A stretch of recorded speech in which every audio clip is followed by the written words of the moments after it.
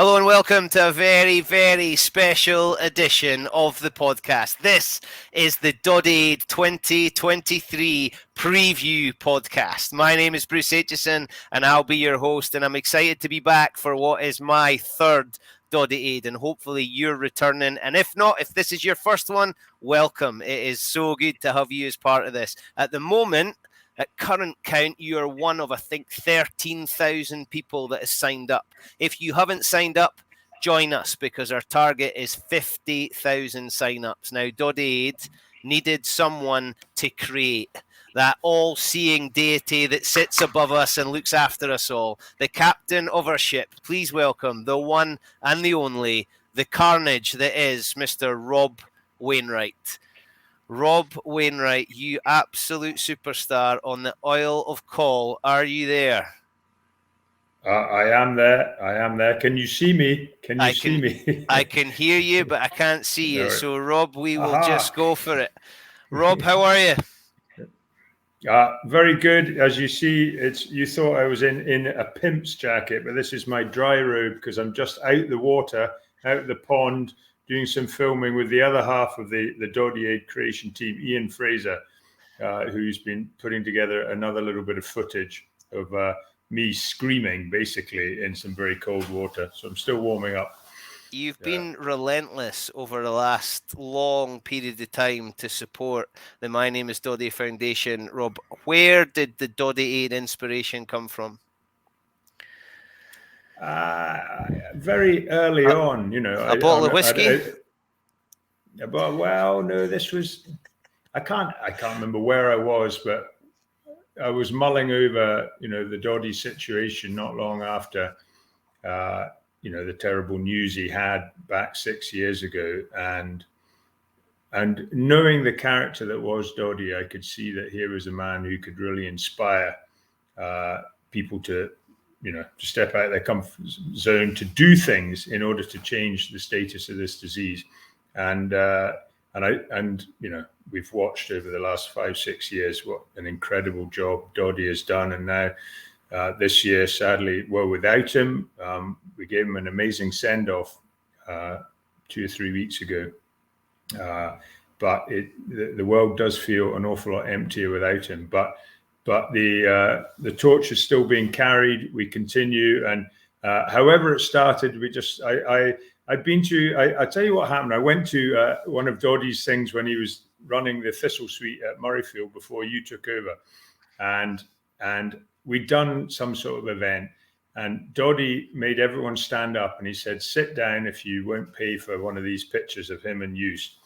At 500 quid, and everyone stayed standing up. And then about 20 seconds later, there were 6 people standing up who were each paying £5,000 for one of these things. And he'd raised £30,000 in a second from 6 people. And I just thought, that is amazing. But if there's that will to raise, to give money to Doddie's cause, then why don't we try and create an opportunity for everyone to do it? And hence, it started off as Doddie Gump, and now it's Doddie Aid. It's just we're trying to get lots and lots of people. As you said, 50,000 people is our target this year. We've got a fair way to go on that, but the momentum at the moment in sign-ups is fantastic. And if we can fuel that momentum today, then that would be fantastic. The last 2 years are tough acts to follow, but this year we've added Team Wales. Whose inspiration was that? See, I am wrong side. Everything's back front on a camera, isn't it? There we go. I'm sporting. The Scotland and Wales link. At the end of last year's Doddie Aid, we rode down with a match ball to Cardiff, and it was the reception we had when we went through Wales was just unbelievable. There wasn't much left of us. Our bodies were vaguely there. Our minds were pretty delirious by then. But everywhere we went, all these little villages we stopped at, the school kids were all hanging over the fences, cheering us, singing us national anthem. It was really very moving when we were at our lowest ebb. And we just thought, if they're going to look after a few cyclists like that, how can we get them to join Doddie Aid and be a meaningful part? And it's a tough gig because nobody really knows what Doddie is in Wales yet. Doddie Aid is, sorry. But we're working at it, and they're gathering momentum. And under their amazing captain, Scott Quinnell. Funny you should mention that. So at the moment, the south of Scotland, my south of Scotland, are currently top of the leaderboard, having smashed it overnight to overtake your lot from the north and mid. So it's hotting up. There's a lot of fighting talk on social media at the moment. It's fantastic. I've been watching a huge surge from the south. Led from the front by Kathy.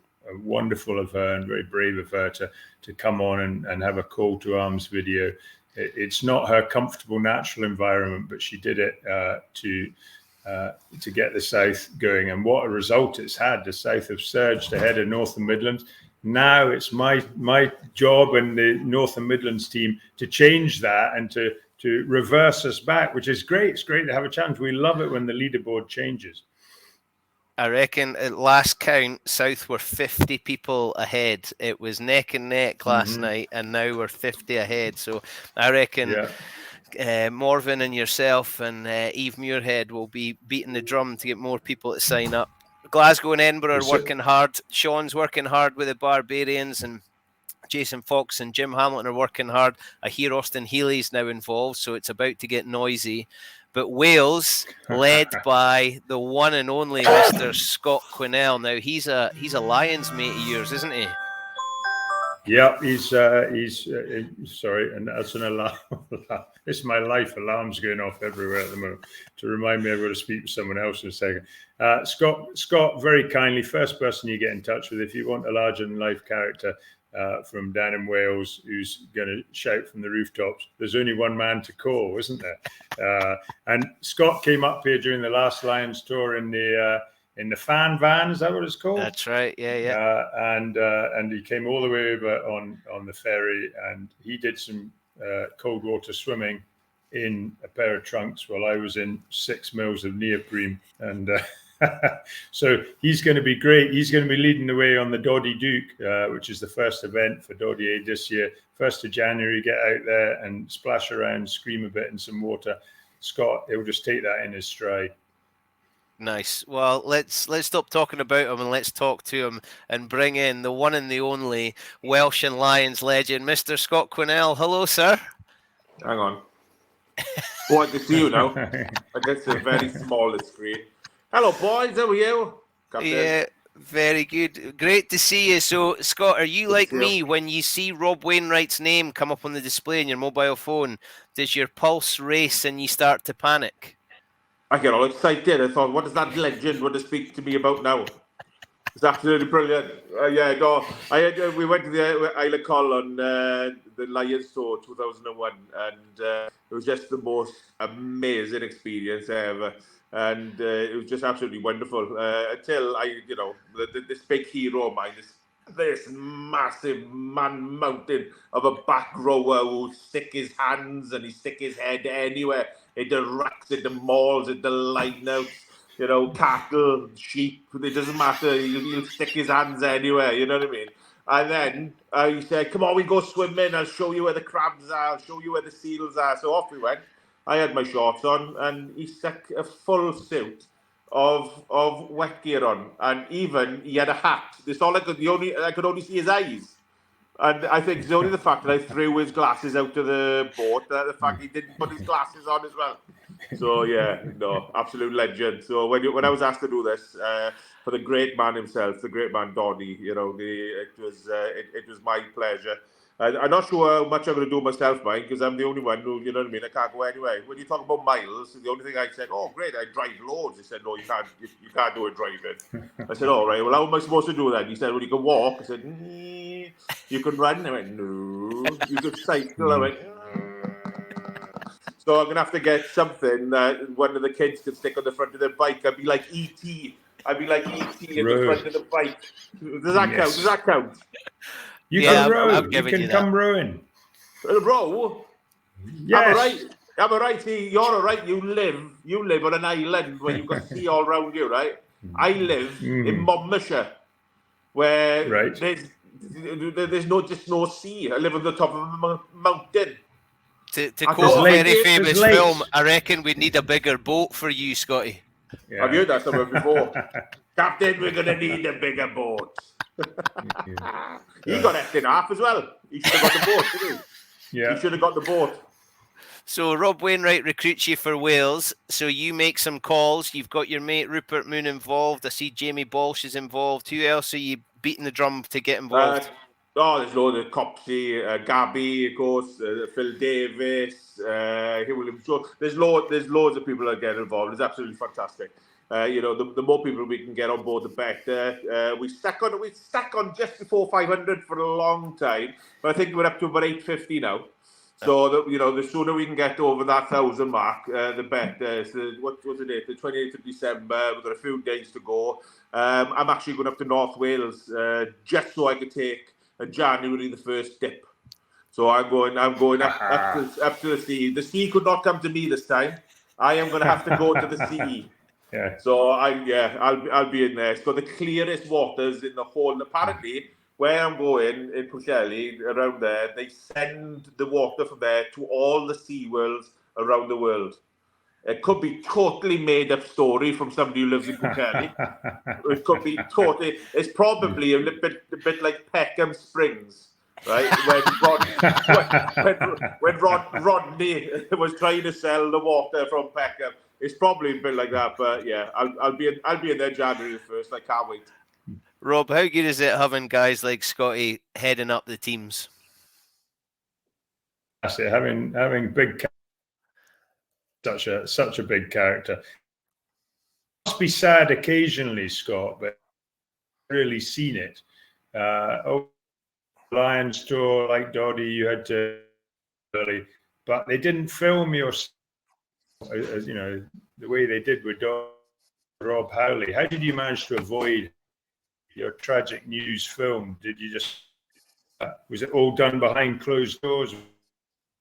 Yeah, it was the hardest thing. It was the hardest decision I ever had to make. It was one of those situations where I'd had a double hernia earlier in the season, but I'd had a couple of injections. I took painkillers to go on it, and then after 5 weeks of the tour, I just couldn't run anymore. I just couldn't walk. I was going. I remember going with a couple of the boys over to a coffee across the road, and I literally couldn't run across the road. So I went to James to see James. James Robson, the doctor with Scotland and Lions, and I said, James, I just for the sake of the squad, I just can't do it anymore. I said, I can't run. I'm struggling every day. I can't. He couldn't give me any more painkillers. I couldn't take any more anti-inflammatories. So he said, right, come with me. And we had to knock the door, and we had to go see Geach. And I said, Geach, unfortunately, I said, that's me done.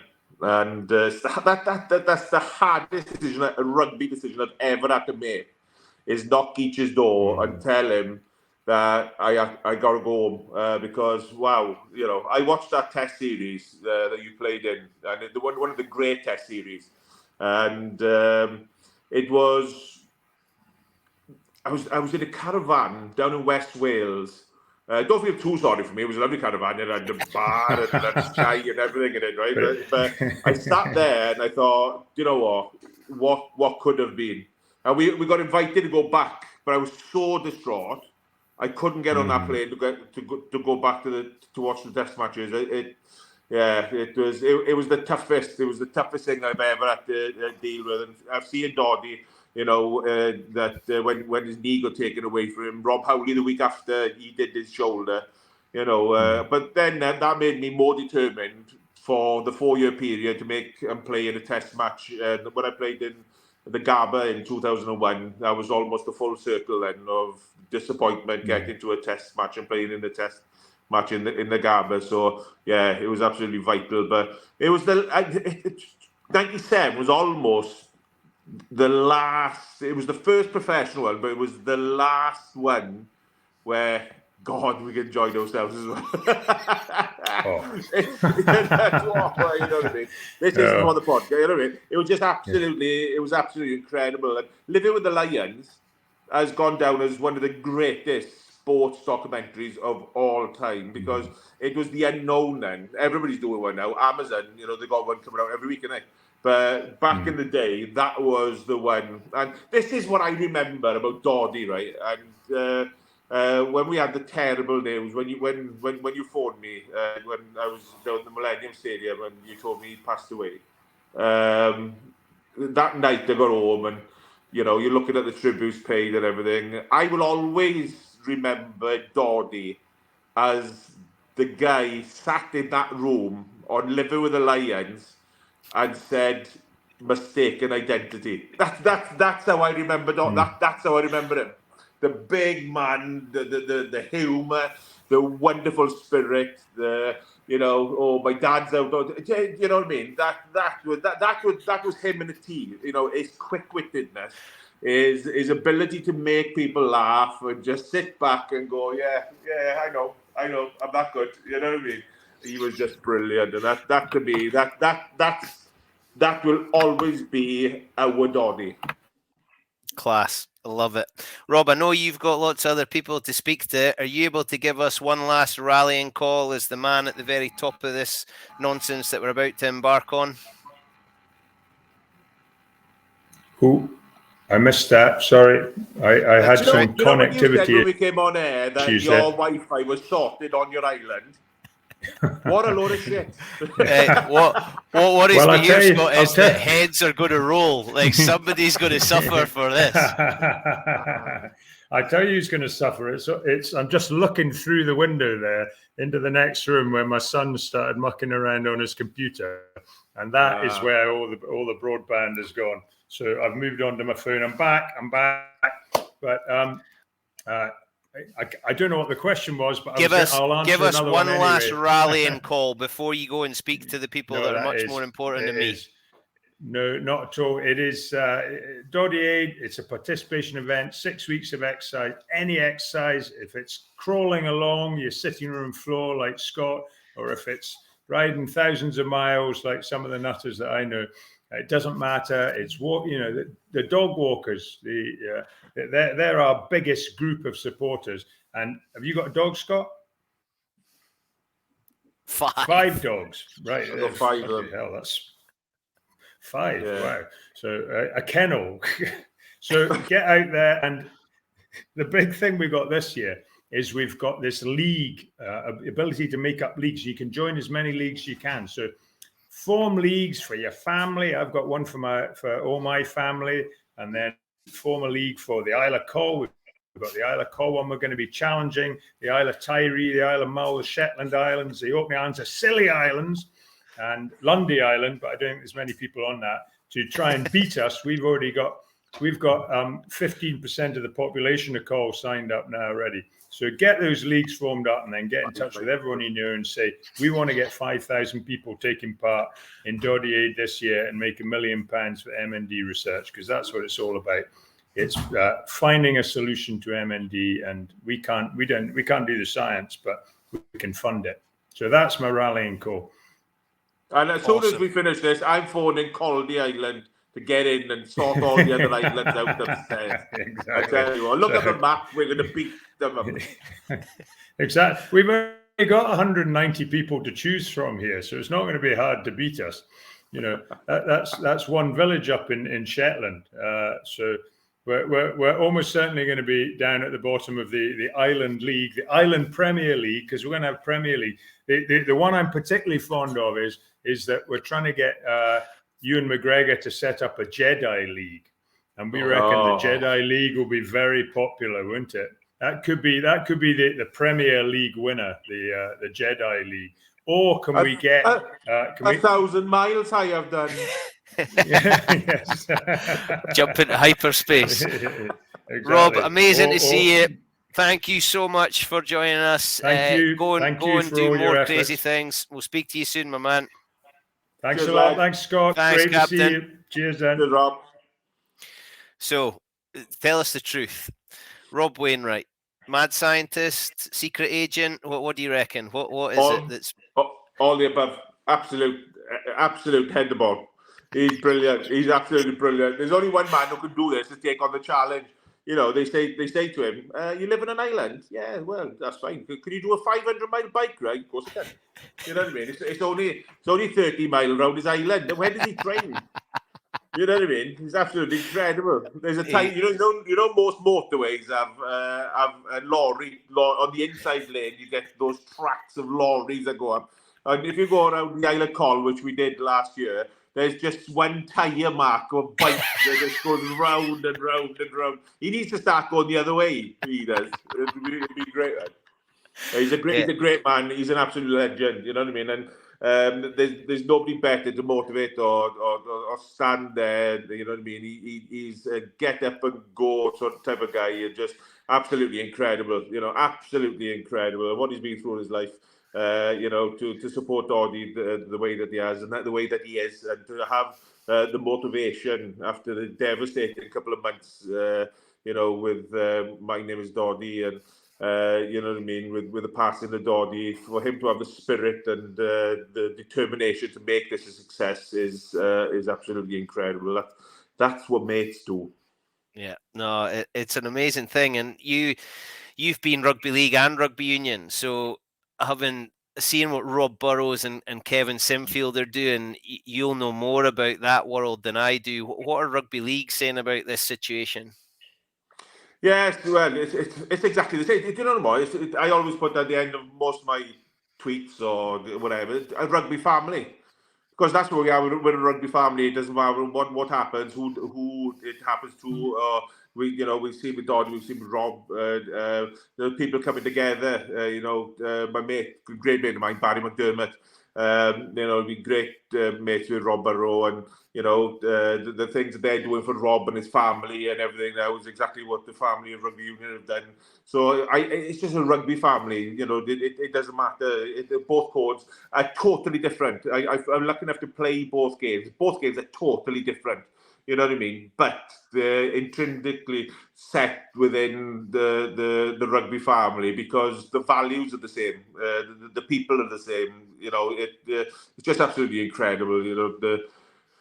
The love that people have, because it touches so many people. The amount of people that come up to me and say, a friend of mine or the family member or somebody who knows what MMD, and it is the most awful disease. It is the most awful, because when I saw Doddie last, he was as sharp as a pin.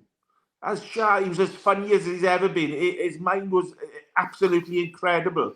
And then to see, your body sort of being taken away, it's just not fair. It's not fair.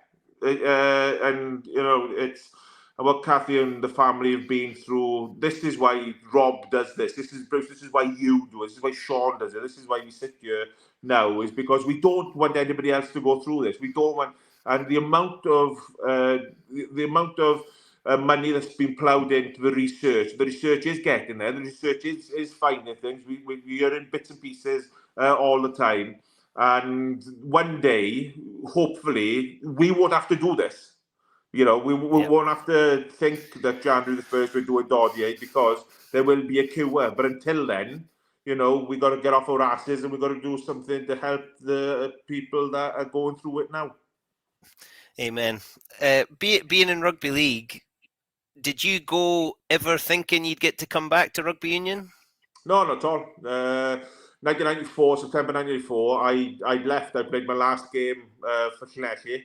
That was it. You couldn't come back. You know what I mean? The guys that had gone before, the Jonathan Davises, the Alan Batemans, the Scott Gibbs, the Di Youngs, and all those guys, Roland Phillipses, Moriarty's, Joneses. You know what I mean? They'd gone and they would never come back. And I was happy. I made that commitment to Wigan. I signed a 4-year deal with Wigan, and they were amazing people, amazing rugby family, as they call them. Because I walked into a place where it was almost a who's who. It was like the Harlem Globetrotters of rugby league. In there, Victor Tugamala had signed a couple of years before. Fran Bottiga had gone, but then you got the likes of Jason Robinson, who was one of the great in both codes when he came to rugby union. Gary Connolly, they had Farrell, Betts, Clark, they had Barry McDermott, Terry O'Connor, Neil Cowie, they had Kelvin Skerritt, Martin Dermott, Martin Hall, Sean Edwards. It was just a Henry Paul come into the squad. Martin Afire, one wing, Robertson. It was just absolutely incredible. You know what I mean? And to be able to play with those guys and to be able to learn off those guys and to become a professional rugby player, not have to go to work, get up in the morning, just think, okay, how do I get bigger? How do I get stronger? How do I get fitter? How do I recover better? It was just an absolute joy. So when you got the chance to come back to Union, was it a no-brainer? No, it took a bit of thought. I was in the pre-squad to go to Australia with Great Britain, so there was no guarantee I was going to go, but I was in the bigger squad, wider squad, and then if I didn't go that September, so if I didn't go and play, then I wouldn't have a chance to go on the '97 Lions tour. And luckily, Geach took a view that he wanted to take some rugby league players to sort of bolster the squad because, we've been professional for a bit longer. And then the likes of Diane, Batman, Bentos, Tatey, Gibbsy, Alan Bateman, luckily I was I was sort of in that mould, in that frame. And I was lucky enough to get on that tour. So the gamble sort of paid off. But I was playing for Richmond, and when I came back from there, you know what I mean. It was one of those where when you play for a club. When I played for Wigan, that was my rugby league club, and Wigan is still my rugby league club. When I played rugby union, Clechy was my rugby club, and when I played for Richmond, I kind of felt I was cheating on Clechy, if that makes sense. You know what I mean? It's that when people go all around the world, they kiss the badge. You know what I mean? I'd rather they kiss the wallet. At least they're honest. You know what I mean? It's just so I took a 45% pay cut. I went back to Llanelli, and I played the rest of my career out there, and I was happy. I didn't make as much money as I could have, but my heart and my head were saying the same things. That's an amazing story. I'd never heard that before. I love that. So you then go on the '97 Lions tour. I mean, I watched '97 Lions. I watched Living Lions. I've watched it, I don't know, 100 times, wishing I was there, wishing I was part of it. But that generation that watched that, feel like we know you guys because of that documentary. Did you even know that the cameras were there? Was it intrusive? How did that feel? It wasn't intrusive. Bentos did enjoy a camera. I got to be honest with you. He was half player, half cameraman. But it was brilliant. We sort of got given the cameras to take around and film. And so no, it wasn't. Even when I remember Shawsey came in, he had to have his ear syringed. We were just watching all of him talking. He's having his ear. You know what I mean? He almost forgot that the cameras were there because really, you didn't know what they were filming for, because it was the first of its kind, and because it was first of its kind, it's almost we just got on with it, and I suppose 30 years later, 25 years later, would people change when cameras are out? Probably, because now with social media and that, I mean, they want to make a name for themselves, they want to make a brand, they want to make a but back then, nobody actually knew what was going on. There was no Twitter, there was no Instagram, there was nothing like that. You know what I mean? You bought a video. Yeah. Kids, you know what I mean? Ask your mum, ask your parents. You know what I mean? You put it in a VCR, and then you spend half a day trying to unravel it, trying to make sure that it didn't skip. And then people could watch it, and it's so strange, isn't it? It's so. I came across something the other day. Right, have I got a drawer here somewhere? I came across something the other day that was. Have I thrown it out? It was a video of '98 of Scott's best bits from the Welsh, from playing for Wales in the Six Nations.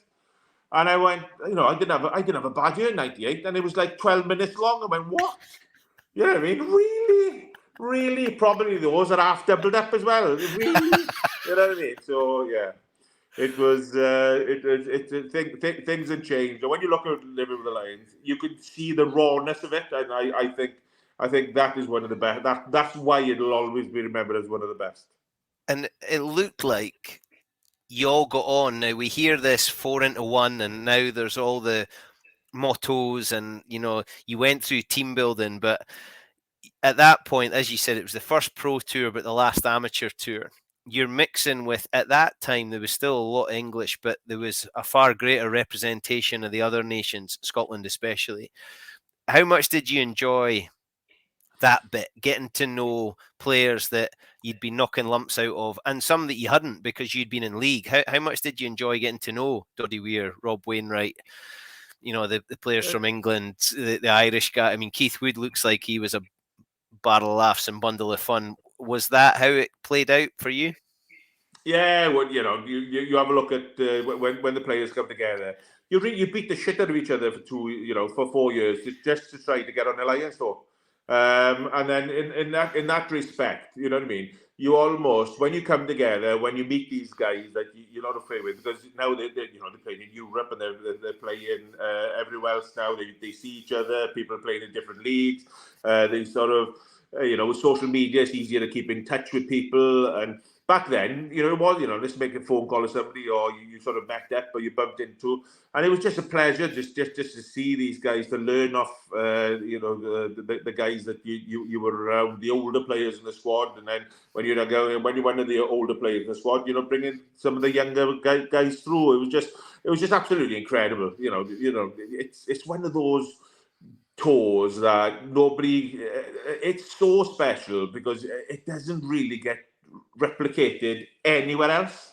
You know what I mean? I suppose they tried to do a little bit of it in the Ryder Cup now in Europe. They tried to bring people in, and they do that for 5 days. And so if you stick that and you stick a 2-month tour and you bring those people together, where you can actually get to know people a lot better in that respect. It's just absolutely incredible. It's the best. It's the best of the best, and it's the best experience. And not only because of the players, because I think it's so special. Because I'm lucky enough I've done Fan Van 2017, 2021 was slightly different because we did it around the UK. But it's the fans that come together. 35,000 Great Britain and Irish fans coming together in one common goal is the most special thing in the world. It's just fantastic. Because I didn't play in the Test series in 97, 2001, when everybody hit Brisbane the Friday before the first test at the Gabba, was almost surreal. It was surreal because we've been away on tour for about, I don't know, we've been away for 5-6 weeks. And then all of a sudden, everybody turns up for the first test. And Steve Black, we've lost Steve now. He was just the most amazing man in the world. He was was he a fitness coach? Was he a mental coach? Yeah. Was he a guru? Was he all that into one and much more? I remember he said he said you can go up and have a walk around. He said, so we went up and walked around. When you come in, get changed. He said we're warming up downstairs because at the Gabba they had a little warm up area. He said so we warmed up downstairs, and then when we walked out, there was 35,500 Great Britain and Irish fans, and it overwhelmed everybody. It was just a sea of red. It overwhelmed Australia because the week after they were putting gold for Australia and everything. They were flying around, and it was just the most amazing experience ever. And yes, one I'll never forget. And of those guys in 97, obviously Doddie Weir was one of them. One of the things I find, some people didn't really know Doddie Weir as a rugby player because times past, he's taken on this role as fundraiser and campaigner, after dinner speaker, larger than life character. He was a hell of a rugby player, wasn't he? He was an incredible rugby player. He was one of those guys that almost defied gravity in the fact that he was very top heavy. He could run, he could get over the top of people, he could plow through people, he could get low, he could get really low. And when you played with him, it was just it's not that when lifting him in that you could actually pick people up and you could actually chuck Doddie up in the air and grab his ankle so he didn't go too high. You know what I mean? And you almost didn't lift Doddie. You almost pulled Doddie down. You know what I mean? He was one of those, check up there, grab his ankles, pull him down again, just in case he didn't float away, like, you know what I mean? And he was all elbows, he was all knees, you know, he'd knock anybody out, in fairness to him. And he did everything with a smile on his face, you know what I mean? It was absolutely incredible. And I remember playing in Scotland with him, and I've been Doddied a few times, you know what I mean? Because he gets you in the corner, and you're like I'm 6'4", right? My playing is I was 6'4", 19 stone, and even he'd get me in a corner, and you know you couldn't leave until you finished that bottle of whiskey. You know what I mean? And then you're like, oh, but I didn't complain too. I got to be honest, I didn't complain too much, like, you know what I mean? So I would be stuck in the corner. No, not another one, God, not another one. Yeah, we had some amazing times. But you know what I mean. It always come back to his wit, his smile. He was infectious. You just wanted to be around him. And apart from at 3 o'clock in the morning at the bar when you're trying to go to bed. Now, you got to see and be coached by Jim Telfer, who obviously played a big part in Doddie's life. And everybody reckons that Jim had a soft spot for Doddie. Did you get to witness any of that? Did he treat Doddie differently? Was he harder on him? Was he softer on him? What was that like? You don't know. I never noticed because I was always trying to keep my head down. Otherwise, he'd slap you with his stick, or you know what I mean, or you get caught up in his neck. You know what I mean? And you were frightened to make eye contact with Jim just in case you exploded into flames. You know what I mean? You go, no, don't make eye contact, because if he called you over, you think, oh man. And it's funny, like, because we had a reunion the other day, and if you meet, I went over, give him a big cutch and everything like that. And Jim is the nicest man in the world. He is the nicest man in the world, right? Until he gets a whistle and his coaching gear on. And then all of a sudden, but when he's coaching, when you're on tour, he doesn't show you, you know what I mean? He doesn't necessarily want to show you the lovable side, you know what I mean? He wants to show you, he's got a stick, he looks like he's going fishing for big whales, you know what I mean?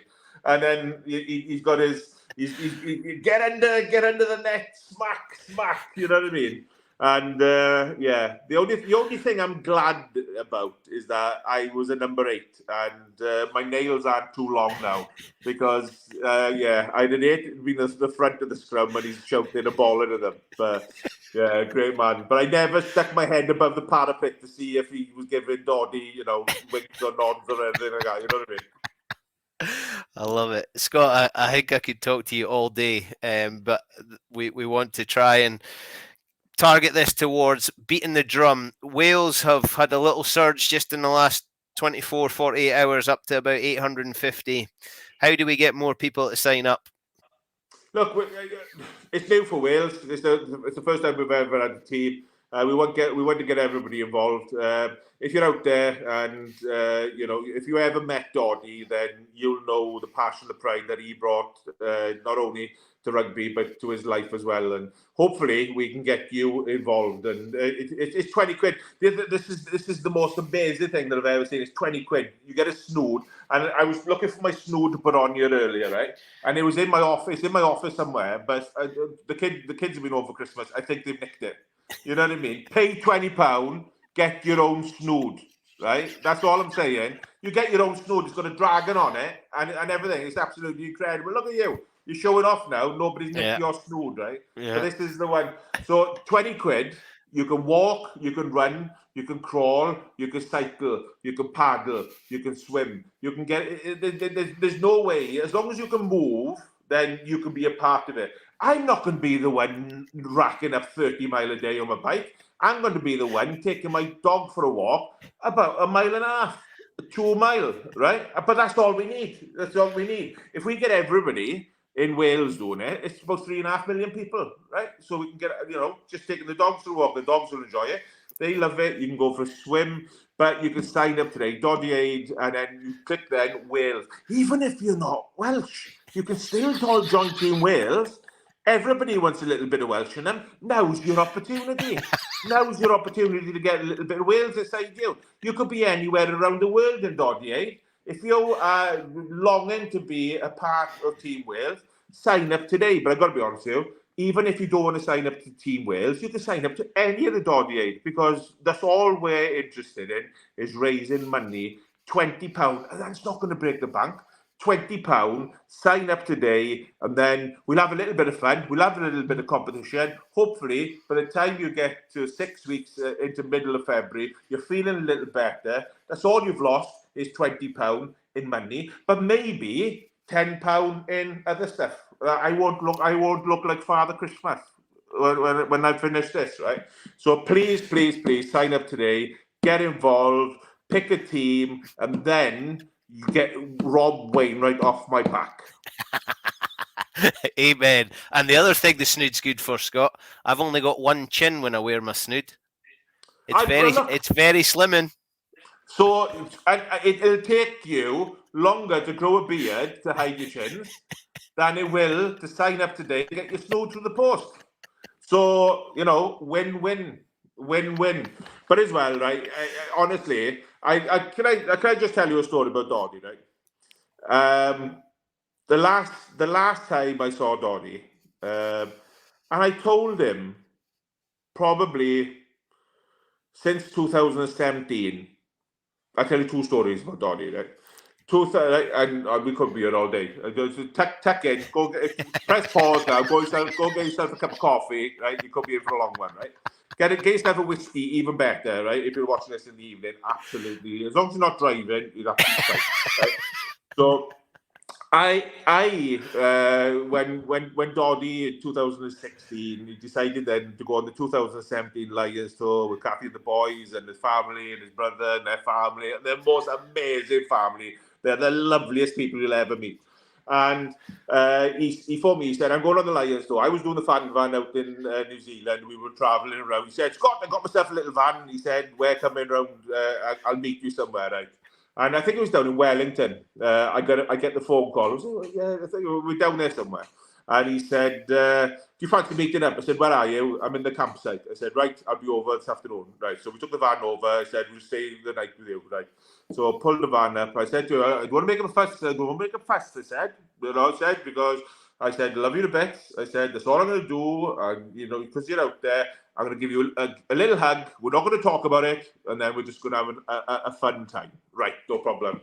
So I saw him, and we both looked at each other. We ran over, give each other a hug, which lasted too long, but not long enough. Not long enough by far. About a minute, right?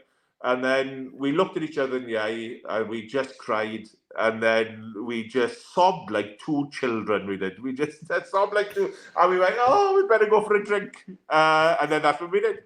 We went for a drink. And then, and then I met him a couple more times on the tour, and the kids. It was just the most amazing time spent with him. And then I was lucky enough in 2001.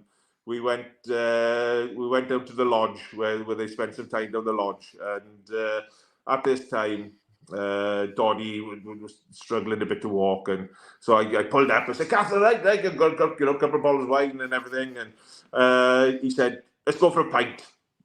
I said, "What? Let's go for a pint." I said, "Right, no problem. We'll get there." He said, "I got the golf buggy." Right, so he got in the golf buggy. I was driving. He said, "Right." I said, "Well, where we going?" I thought we were going to go on the caravan park.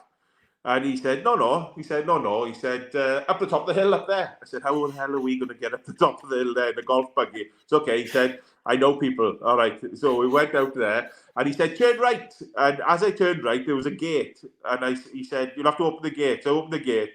And it was like something out of something you've never seen before. We were driving across two barley fields, right?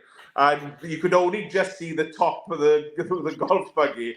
And it was coming down. You know when people make these rings in barley fields, and they say it's like aliens. It's not. It's Doddie and his golf buggy. Right? I'm telling you now. There's nobody hasn't been in that golf buggy. And we were going, and we got to this A road where we had to stop. We opened the gate, and the guys that were filming us. So we had to stop the traffic for us to go across this road. And we went across the road and we went into a normal field. And now we went into a normal field. We're going up this hill now. So I've got my leg out the side of this, trying to go up this hill. And all of a sudden, this massive bull comes in and we're like, oh, shit. So we're driving this thing very, very slowly, and I honestly, I think the bull winked at Doddie. I think Doddie is, you know what I mean? I think the bull went, yeah, it's okay, we got it. Crocodile Dundee. Oh yeah, well, no problem at all. And we get up, and the farmer is up there, and the farmer opens the gate for us to go to the top. And he said, "Where are you going?" To the pub. He said, "All right, up the top of the lane." So we get to the top of the lane. We just sat there overlooking Stranraer up that part. And I had a Guinness, and he had a Guinness, and I had about 2 drinks of mine. He looked at me and he went, "What about me?" I went, sorry, right. And I give him his Guinness, and he looked at me, and he had the most wicked smile, the most wicked eyes, and we just sat there, and we had a little clink of glasses, and that is my Doddie. I love him to bits, and to share that moment at that time with him is something that nobody can ever take away. And if you're lucky enough to know anybody who's struggling out there at the moment, or, you know, especially with MMD, and then yeah, tell them you love them, tell them that you want to spend time with them, and you'll always make those memories. And that's why we can celebrate Doddie's life with Doddie Aid this year. We can raise some money that hopefully in 2 years, 3 years, 4 years, 5 years time, people will never ever have to go through that again. Scott, that is amazing. We're both lucky that we spent some time with the big man. There's a lot of people who are signing up and joining who feel like they know him, but they didn't have a chance to have those more intimate moments and their treasure. But to share them with others is what we're here for. So thank you, and I think that's going to do a pretty decent job of getting more people to sign up. I've absolutely loved speaking to you, Scott. I hope that we get to meet in the flesh when Scotland play Wales up here, and I hope that you do a great job as captain. I'm absolutely 100% positive you will. You're an absolute gentleman, sir. Thank you so much for joining us. Bruce, you're a legend. Sign up today. Make sure you get your snood. And kids, whoever nicked mine, I'm coming for you. Awesome. The one and the only Mr. Scott Quinnell. What a pod to kick off Doddie Aid with. Thank you, sir. You heard the man. Get signed up. 20 quid. It gets you your snood. It gets you signed up on the app. You can record whatever it is you're doing, whether it's walking the dog, rowing your boat, swimming, cycling, walking, running. Come and join me on one of my training runs for the marathon. This bloody things Doddie Weir gets you to do.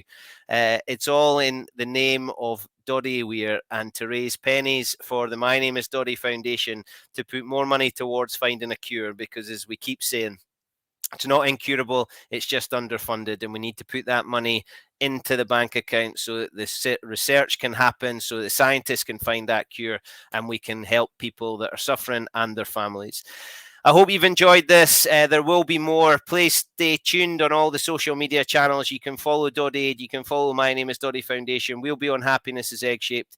I hope you've enjoyed it. I certainly have. We've heard from Rob Wainwright and Scott Quinnell, and we'll be back with more. All the very best. My name is Bruce Aitchison, and we'll see you again very, very soon. Thank you.